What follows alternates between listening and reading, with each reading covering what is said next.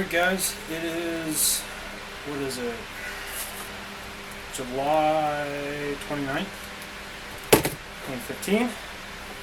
Today we are going to finally get our manifolds.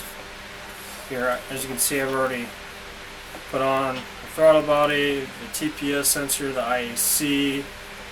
We're actually going to install the fuel rail today, which has been anodized. So there it is, hard anodized black. I've already put my AN fitting lines on each side with Teflon putty.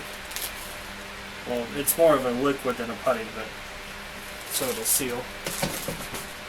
So here's our fuel rail. Set the side carefully. And what's in the box? Fuel injectors. These are fuel injector clinics, or FIC 1650 injectors. As you can see. Now, the way these are designed, I have an old injector here. Here's the factory stock injector. Now you can see, when I put them up against each other, you can see the difference. The plugs are actually identical. I've checked that already. So,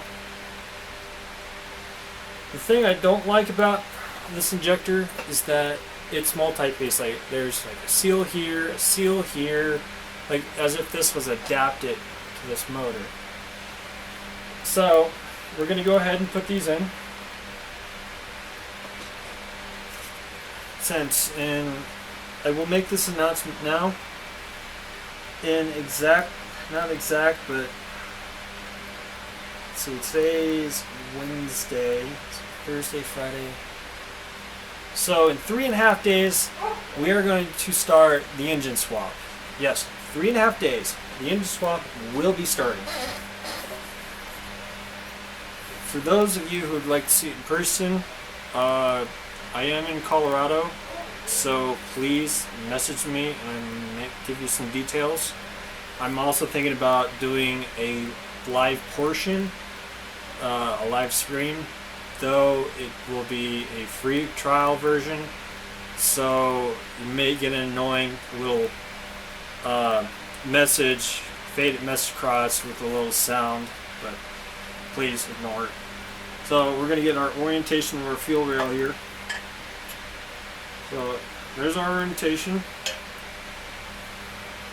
I'm going to stick the fuel injectors in here first, and then I'm going to stick it in. The other orientation I need to be aware of is that with the fuel rail sitting here and the injector here, the wiring harness has to sit this way and not from behind, because that will actually create a problem. You won't be able to get the wiring harness. If you know it in the car, the harness is actually on the motor side. So we're just gonna make sure the injectors go in here. We'll set the manifold off to the side here. Okay, so you want to lube the O-rings up just a little bit. Engine oil, I don't suggest using your saliva, but I like to use a little chassis grease. This helps prevent the O-ring from what we call rolling over. An O-ring that rolls over will catch on a lip and tear, and it won't seal correctly anymore. So I'm just going to be careful with these on the inlet side, because I don't want any of this getting in the injector. Okay. So all I'm going to do is I'm just going to do a little swirl motion here. So get this right. Okay, I did some filling with it. I got it in.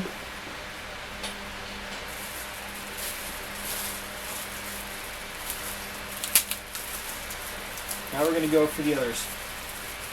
The trickier part's going to be putting this into there, putting the fuel rail injectors into the manifold. That's going to be the more tricky part. So when I start this engine, I'm going to make sure that these O-rings are sealed. They're sealing correctly. Because this is a custom fuel rail, one-off, one-of-a-kind design, one piece, so it's basically going to be trial and error. It's not like it's going to fit the first time. I know it. If it does, I'll be happy. If not, okay, find a larger O-ring now. So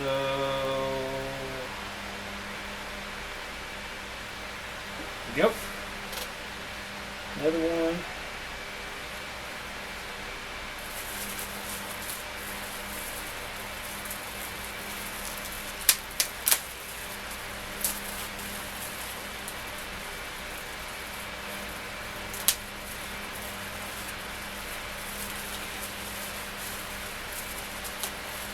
If you ever need to store these fuel injectors, there is a process to do it. You're going to want to clean them out with parts cleaner, something like a non-chlorinated.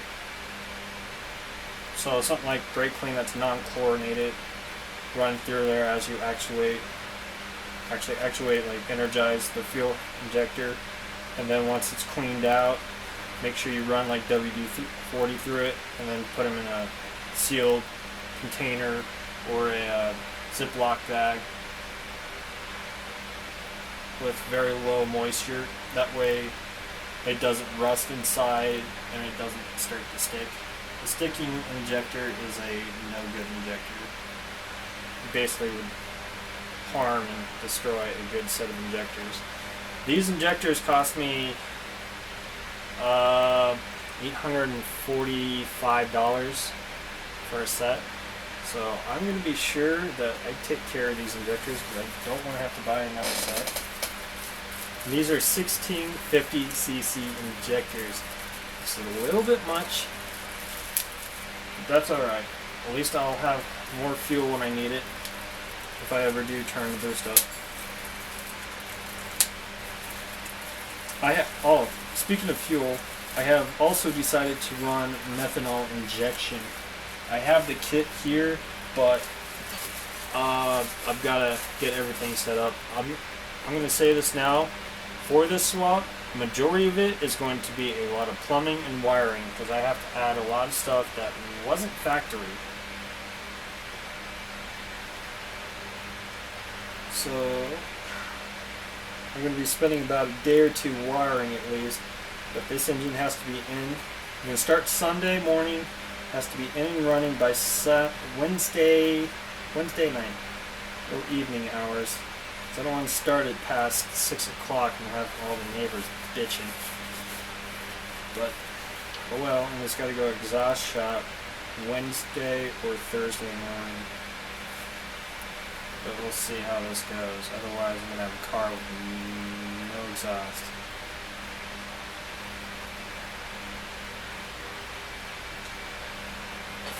Okay. So here is the factory wiring harness for this. Let's see if I remember correctly. Pigtail's got to be on the driver's side. So I'm not going to worry about putting this in just yet.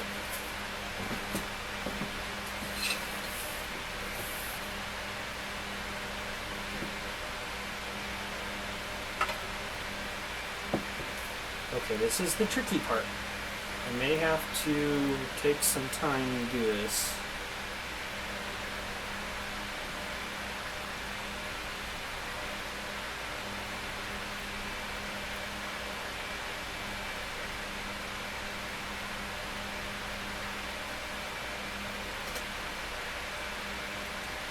You can see I'm doing a very little amount of lubrication. It doesn't need very much. So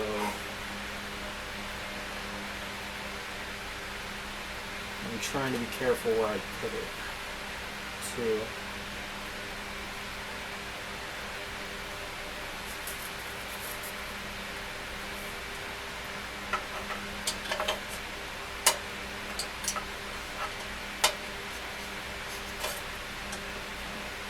So I did match this up with the factory injectors in it, but this is the first time I'm doing it with these injectors. I'm trying careful not to ruin the anodize.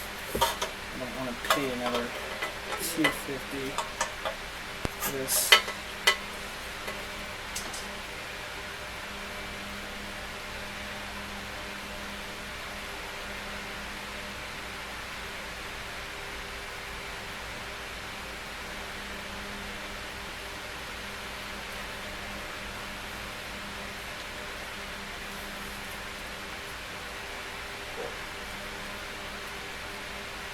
Woohoo, we're in.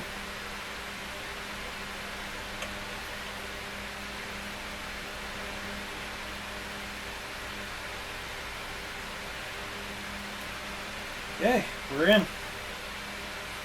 So, there is our injectors.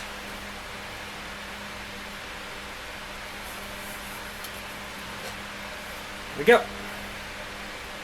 Now tell me that's not such badass. Forgive my language. That is some high shit.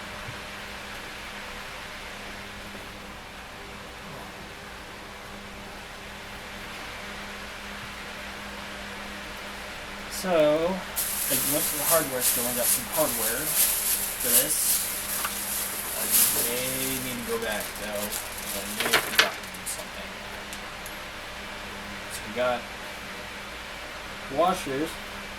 I forgot I may have to shim this.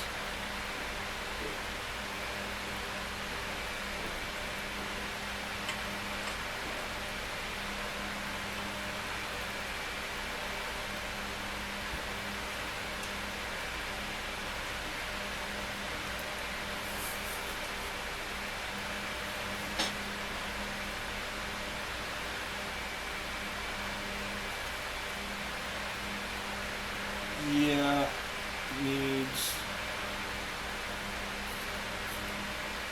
I want to say a washer or two. That's alright. I'll just use these washers for now in my mouth.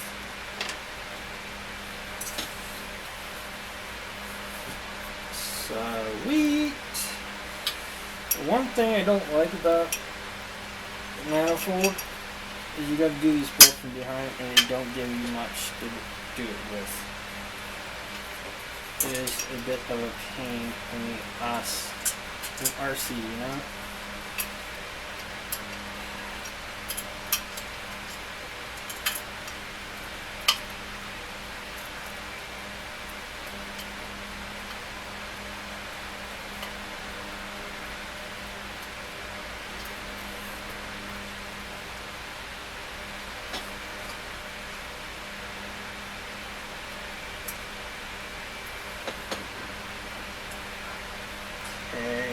Got one started. Oh, this one's such a pain. It's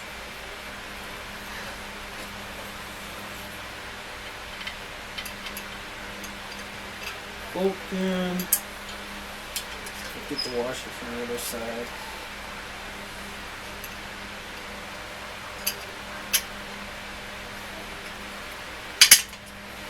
Yes! Man.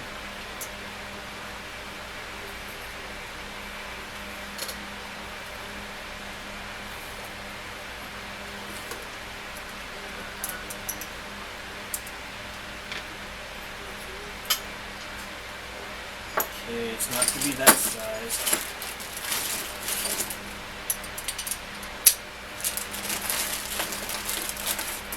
It's going to be a 12 or is it going to be a 13? No, it's going to be a 13.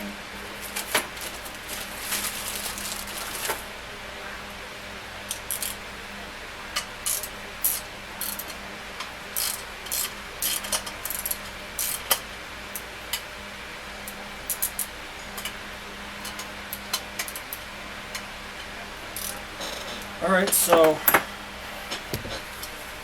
that's just to help hold it for now.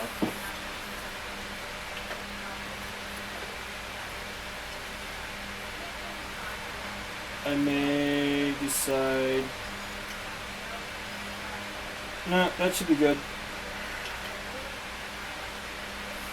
So I will have to get some more washers. I'll do it tomorrow though. I was planning on putting this on the engine tonight, but seeing as it is, I think I'll wait for tomorrow. Alright, so next we are going to go to the engine. I've been meaning to, for the last, ever since I put the solid lifters in, to take them out and lock them down. So tonight I'm going to do that. Gotta move everything in the garage, so be right back. Alright, we're going to do the lifters, take them out, snug them up where they should be. I should have done this a long time ago, but we're finally going to get to do it. I'm going to do this with a special tool, a veneer caliper, basically a dial caliper, measure to make sure they're all the same, and it runs all the same on the cylinders, and then put them back in. A lot of you already know this is the engine that I've been building for quite a while now, and it's finally going to see life. So I'm not going to take the cams out, so by saying that, you're going to wonder why or how am I going to get these lifters out of here.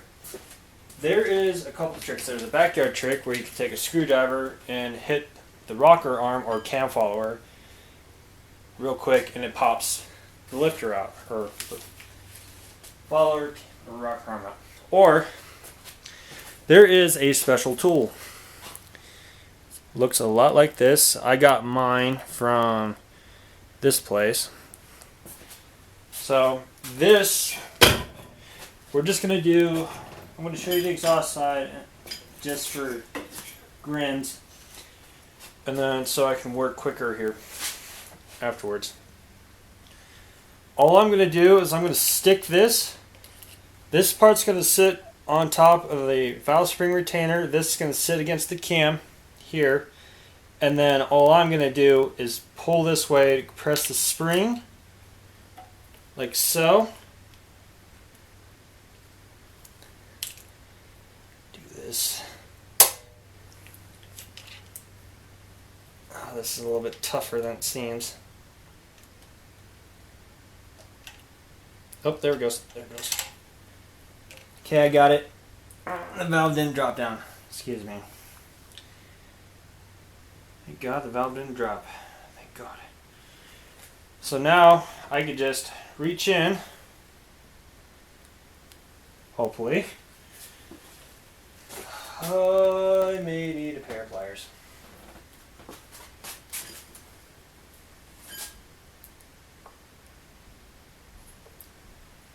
And I'm probably going to need a magnet.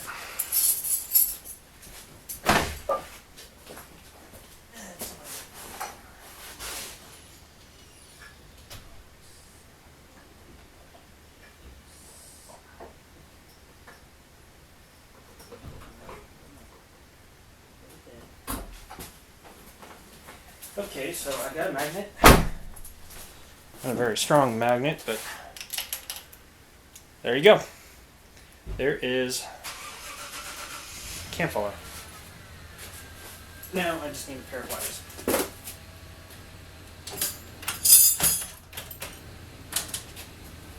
Yep.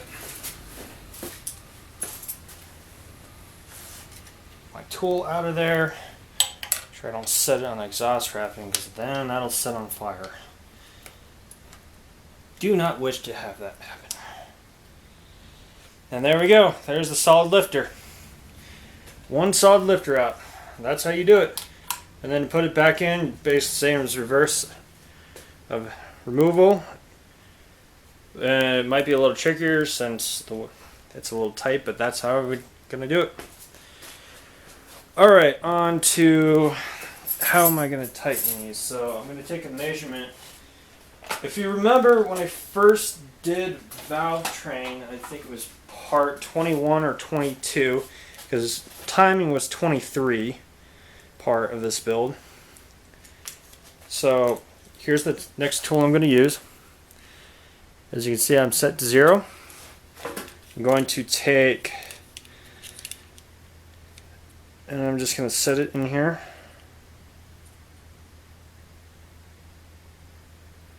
So 1.838 is what I should have everyone set to on the exhaust side.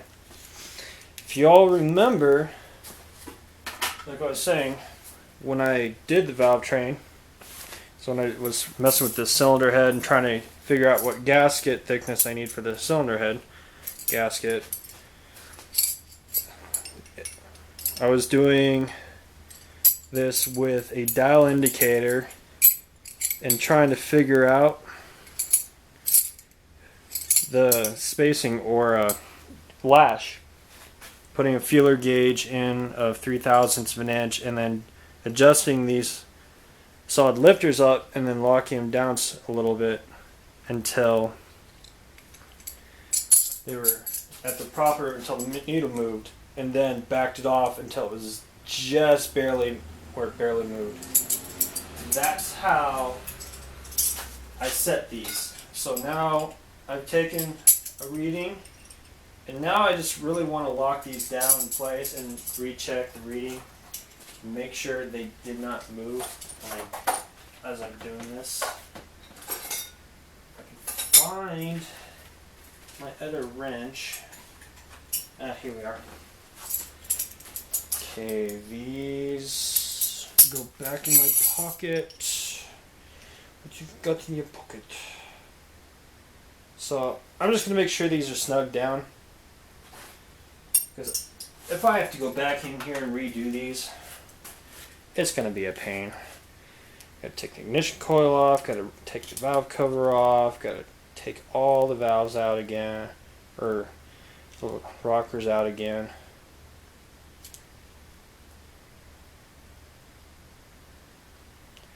$18.38. Locked it down. So I'm going to do that with all the exhaust side. If there's a variance of 1/1000ths of an inch or 0.5 I don't mind. What I really care about is that they're locked down. I know they're not going to come undone at all possible. If they do, I'm just going to have to deal with it then. But for now, it's in. And we're just going to have to put the rocker arm back in now. As soon as I find a place to set these wrenches. Yeah, go in my other pocket here. My other pocket. Okay, where's the tool?